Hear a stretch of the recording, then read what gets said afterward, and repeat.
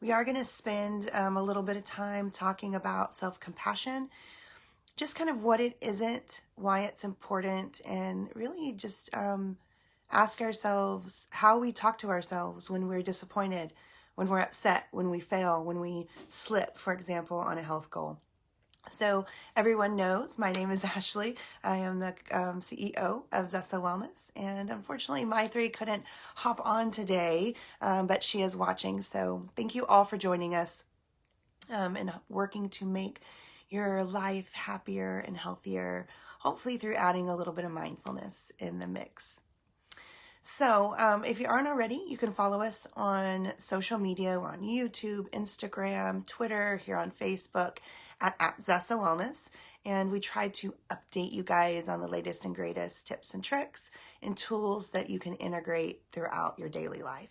We like to focus on the workplace because work can be very stressful, and it's a wonderful place to integrate some of these tools and techniques throughout your day.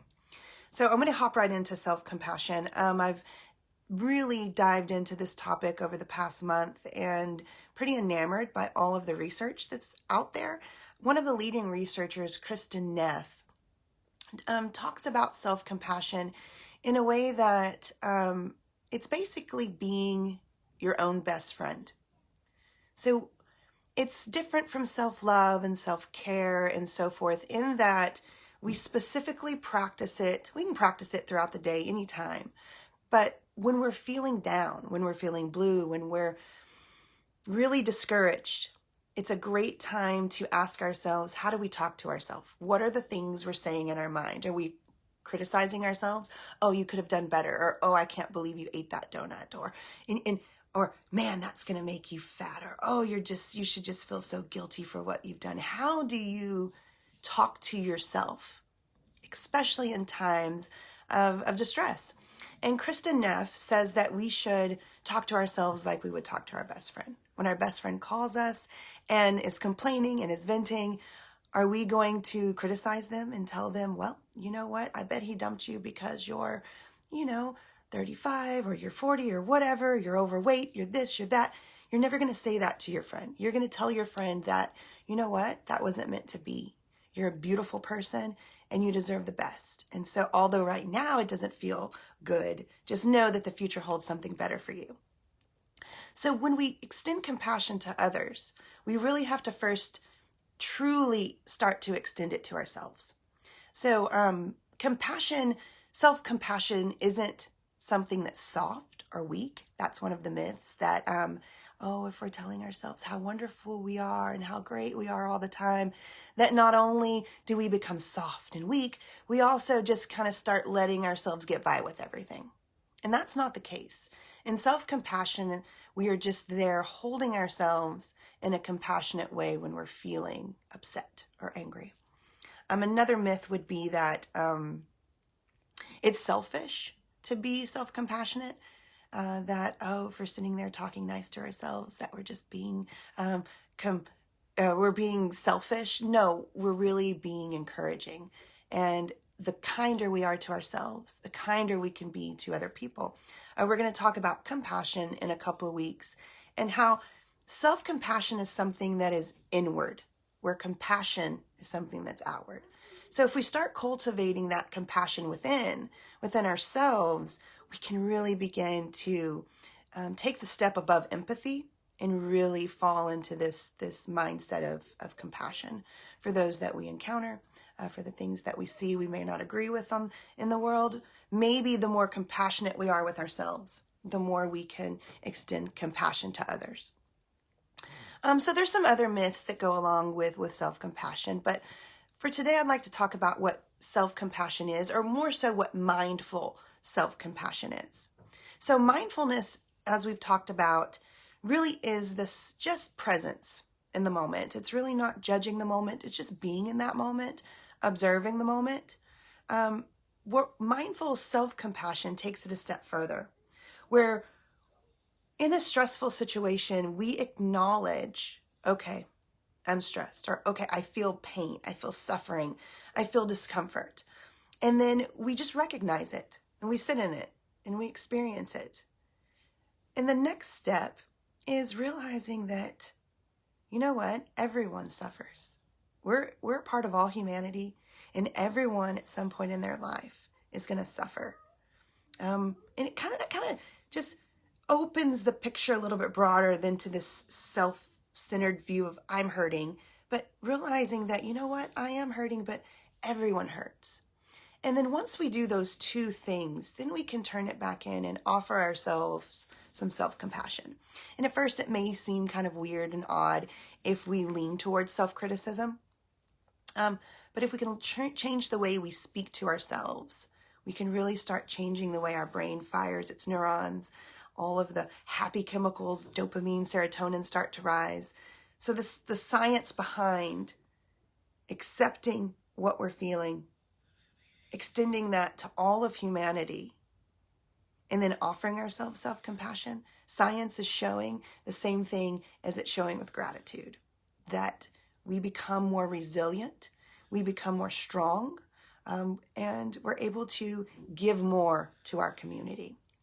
So the other component to self-compassion, mindful self-compassion, we have mindfulness, extending it to humanity, and then turning it inward and giving ourselves those words of encouragement or compassion. And it may take a while to find what word works for you or what sentence works for you.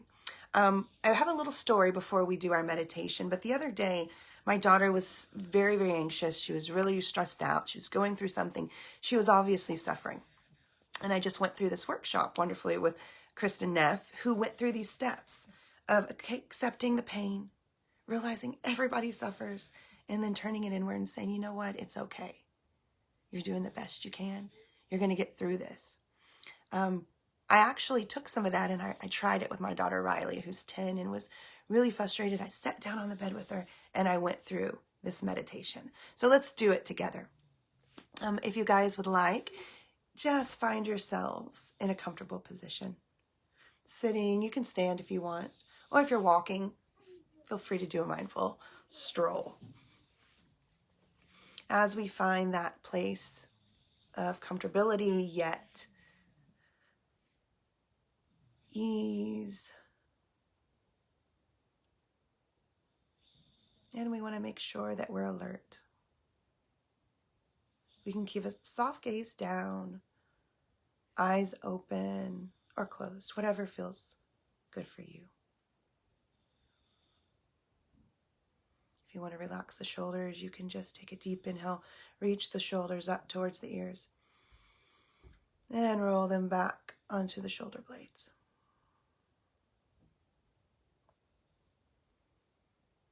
And just take a moment to bring the awareness to the breath, really bring your attention inward.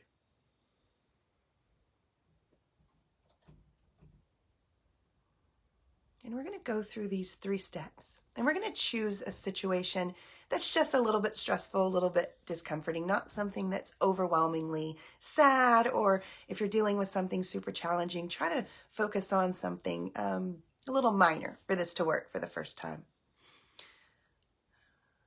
Perhaps you missed a little deadline, or you got in a little argument with someone, or you slipped on a health goal. You ate that donut this morning. You feel really bad about it. And just recall that situation.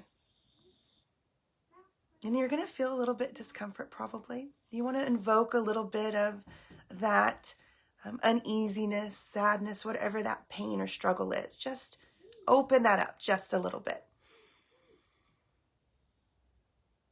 And just acknowledge it. Just be with it. No need to change anything.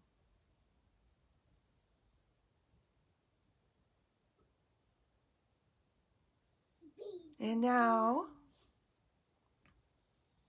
just shifting the focus to realizing that you're not the only one that has felt this and has went through this. The rest of the world out there, everyone experiences pain and suffering. This is normal.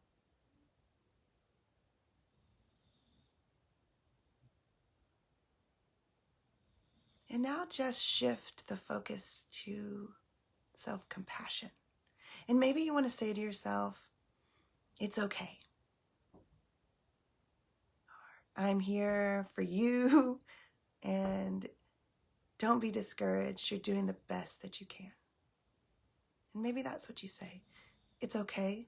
I am doing the best I can. You got this.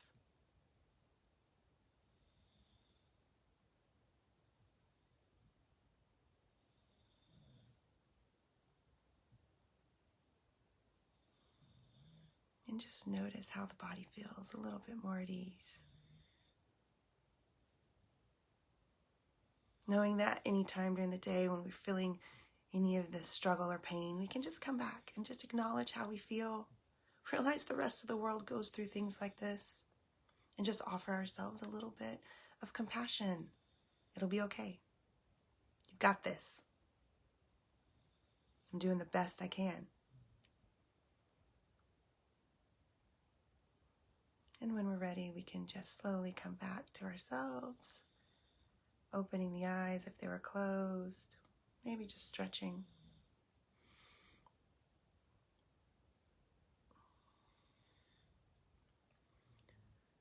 So I had the privilege of learning that particular meditation, and you can do that for a few minutes. You can draw it out for 10 minutes. I was able to sit down with my daughter during her time, right in the moment. And that's what self-compassion is, in the moment when you need it most. Bring it in. I was able to sit there with my daughter and watch her go from struggle to ease to actually feeling okay within a very short time. So this is some powerful stuff. Next week, we're going to talk about self-compassion, and in particular, if you've been laid off or you're in between jobs, and how much of a struggle that can be. I hope that you guys found something you can take with you for today. I sure did miss my three. I was hoping she was going to come on and talk a little bit more about the science with us. But until next time, we'll see you next week. Take care.